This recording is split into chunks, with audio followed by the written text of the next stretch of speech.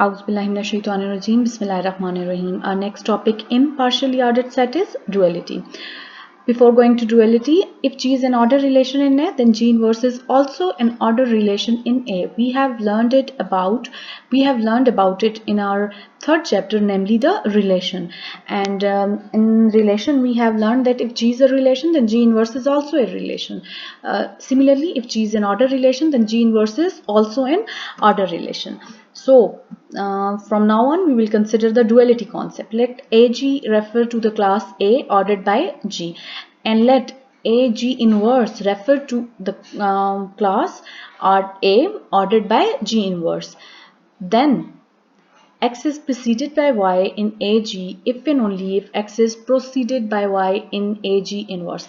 This is actually called, the first statement is called the dual of second, and second is called the dual of first one. And sorry, first one is called the dual of second, and vice versa.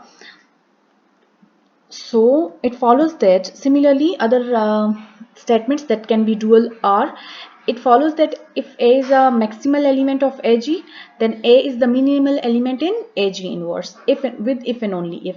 It means that if A is the minimal element in AG inverse, then it means that A is the maximal element in AG. Similarly, if A is the greatest element of AG, then A is the least element of AG inverse, and vice versa. If B is contained in A, means B is a subclass of A, then B is an upper bound of B in AG, then B is a lower bound of B in AG inverse, and vice versa. Similarly, if B is equal to supremum of B in AG, then B is equal to infimum of B in AG inverse, and vice versa. Now, summing up that in duality, which concepts are to be reversed, we are going to sum up in this paragraph. Okay, in row, suppose that we replace each occurrence of less than or equal to by greater than or equal to. So we can replace less than or equal to by greater than or equal to in a dual statement. Okay, and vice versa. Similarly, if there is a greater than or equal to option, you can replace it with less than or equal to. Further, suppose that we will replace maximal by minimal, and vice versa, means if there is minimal word, we can replace it by maximal in a dual, and greatest by least, infimum by supremum, upper bound by lower bound, and vice versa. Except these statements, we are not going to replace or change any other word or statement in a dual of a theorem. Okay, we will only replace less than or equal to by greater than or equal to, maximal by minimal, supremum by infimum, greatest by least, upper bound by lower bound, and vice versa. We will not replace containment symbol. Okay, we will not replace containment symbol, similarly, and others, except for these 6 or 5 statements. So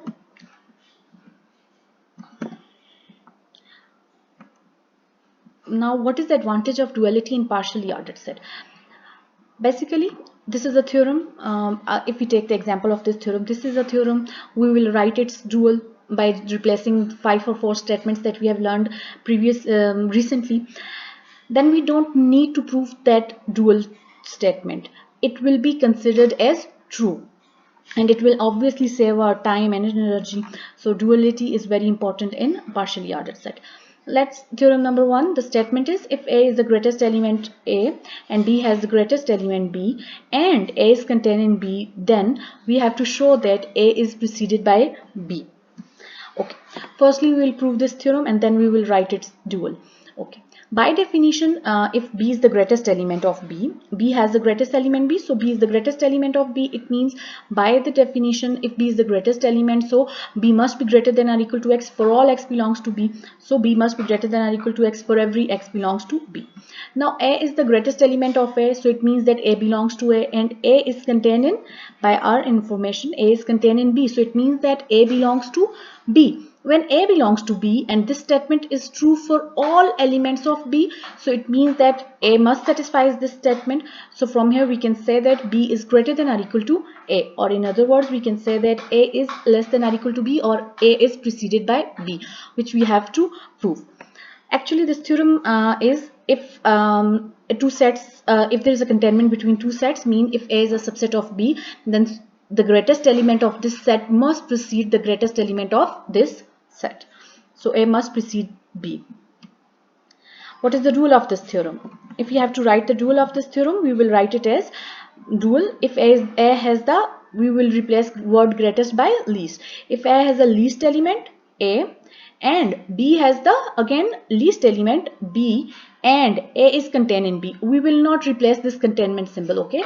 And A is contained in B, then A must be greater than or equal to, we will replace this less than or equal to symbol by greater than or equal to B, and the resulting statement is called rule. If A is the least element A and B has the least element B and A is contained in B, then A must be greater than or equal to B. So this is called the rule of the theorem number 1, and again its advantage is this, that we will consider it to be true. We don't have to prove it because it's a rule of theorem 1, and rule, if theorem is proved true, then its rule is also true. Okay. Next theorem, theorem number 2. Let B and C be subclasses of A, B and C be two subsets of A. If B is contained in C such that B is a subset of C, then nu of C is contained in nu of B.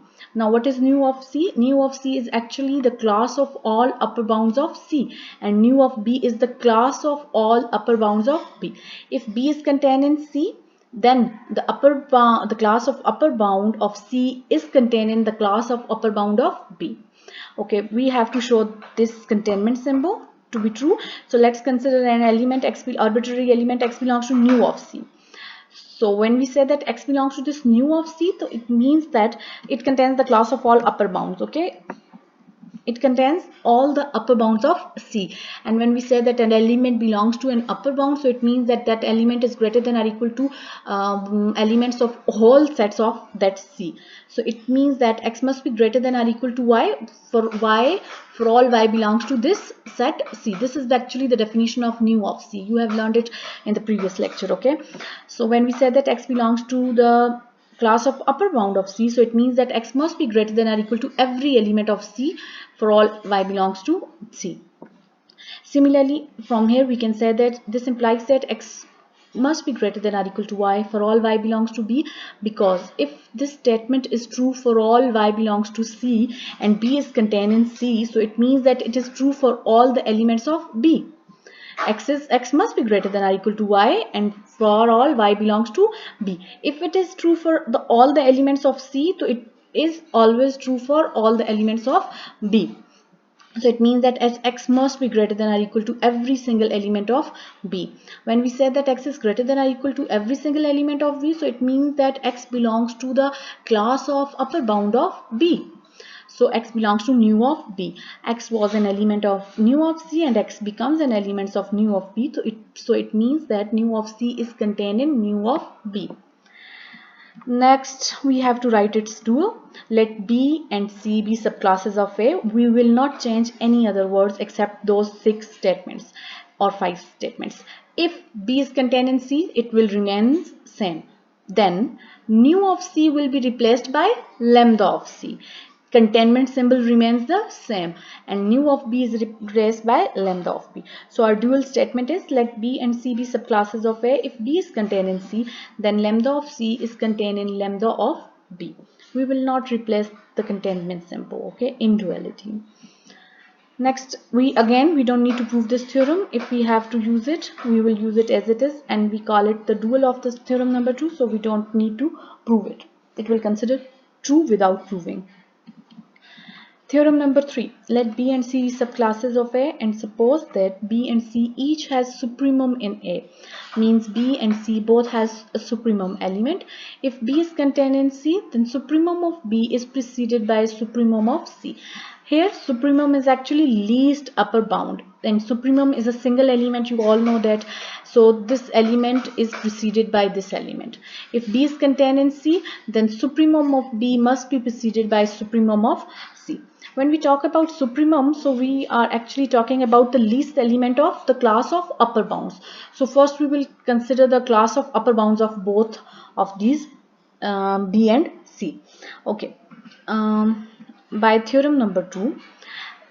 Theorem number 2, the statement is If B is contained in C, then nu of C is contained in nu of B, because we are talking about the class of upper bounds. If B is contained in C, then nu of C is contained in nu of B. So from theorem number 2, here B is contained in C, so we will write that nu of C is contained in nu of B. Now these are the classes, and these classes, a class of upper bounds have this containment. So by the theorem number 1 dual, okay, now using theorem number 1's dual, now this is a theorem number 1 dual. If A has a least element and B has a least element, and A is contained in B, then least element of first set is greater than or equal to least element of second set. Okay, opposite here, if containment is in this way, then the least elements containment or least elements order is opposite. Okay, we are talking about the least element. Okay, so here nu of C is contained in nu of B, so it means that it has least element, and again it must have a least element, and according to the theorem number 1 dual, least element of this must precede least element of this one. So here from and least element of class of upper bound is represented by supremum. So supremum of B is preceded by supremum of C. Hope you understand it. Supremum is actually least upper bound. Least upper bound means least element of the class of all the upper bounds. So we will replace it by supremum of B is preceded by supremum of C. And we can easily write its duo. B and C be subclasses of A, and suppose that B and C each has supremum in A. So from here we will replace this supremum by infimum in A. If B is contained in C, we will not change it. Then supremum is replaced by infimum of B, and less than or equal to is replaced by greater than or equal to. Again supremum is replaced by infimum. So infimum of B is greater than or equal to infimum of C.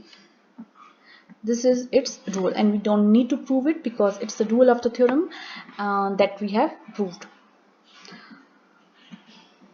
Theorem number 4. Let B be a subclass of A, then B is contained in nu of lambda of B.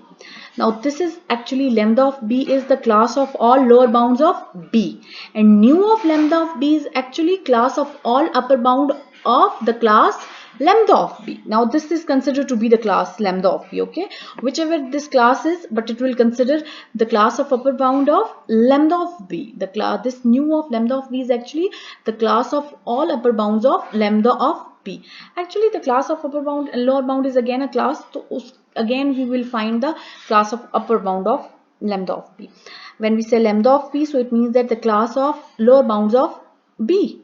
And when we say nu of lambda of B, so it means that the class of all upper bounds of lambda of B. So we have to prove this containment. For this, let us suppose an element X belongs to B, and for every element we will talk about this lower bound, okay, lambda of B. For each Y belongs to lambda of B, when we say that an element Y belongs to lambda of B, this must imply that Y must be less than or equal to X. How? When we say that Y belongs to lambda of B, it means that Y belongs to the class of lower bounds of B. And whenever an element belongs to the class of lower bound, so it means that that element is less than or equal to every element of B. Then it belongs to class of lower bounds. So it means that Y must be less than or equal to every element of B. When we say that Y is less than or equal to every element of B, then X is an element of B. So we can write that Y must be less than or equal to X. Or we can say that we will just read it in upside down manner, means X is greater than or equal to Y. We can read it as X is greater than or equal to Y. Now from here let's have a look at this. We say that X is greater than or equal to Y, means, and Y is an element of lambda of B. It means that X is greater than or equal to an element of lambda of B, and this is an arbitrary element. So it means that X is greater than or equal to every element of lambda of B. When we say that X is greater than or equal to every element of lambda of B, so it means that X must belongs to the class of upper bound of this lambda of B. And class of upper bound is represented by nu of lambda of B. So X was an element of B, and X becomes an element of nu of lambda of B. So it means that B is contained in nu of lambda of B. Again we have to write its dual. B be a subclass of A will remain the same, then B remains the same, is contained remains the same, and nu is replaced by lambda and lambda is replaced by nu. So it will become, let B be a subclass of A, then B is contained in nu lambda of nu of B.